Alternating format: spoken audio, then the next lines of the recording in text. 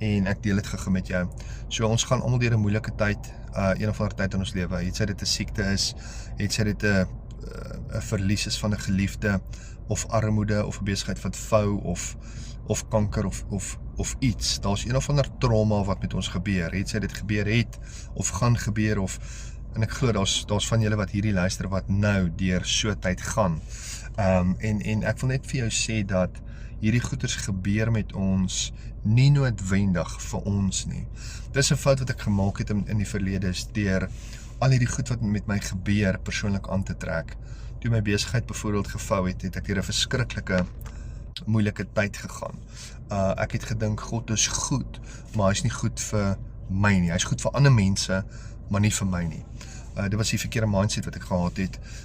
En nou besef ek dat baie van die goeders wat God toegelaat het in my lewe, en hy laat dit toe, en dit dra sy medewete, en die boek van Job sê vir ons dit, want die Satan moes na God toe gegaan het, om toestemming te vra of hy Job kan aanval, en God het vir hom gesê, ja, dis reg, jy kan dit doen, jy mag dit nie sy lewe vat nie.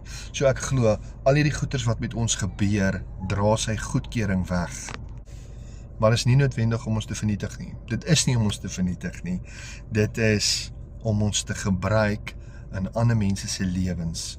Die slegte goed wat met ons gebeur, is tools wat ons het om ander mense se lewens onherroepelik te verander.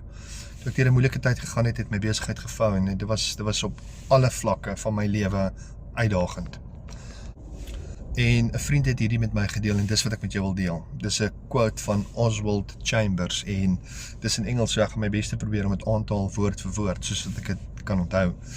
Hy skryf, hy sê, if God is going to use you, He will take you through a number of experiences that are not meant for you personally at all. They are designed to make you useful in His hands, so that you can understand what takes place in the lives of others. So ek is vas oortuig dat die terugslag wat ek het, die challenges en die uitdagings wat ek het in hierdie lewe, wat kom en gaan, en 10 nooit gaan ophou nie. Dit is nie daar om my negatief te maak, of om my te sink, of om my terug te sit nie.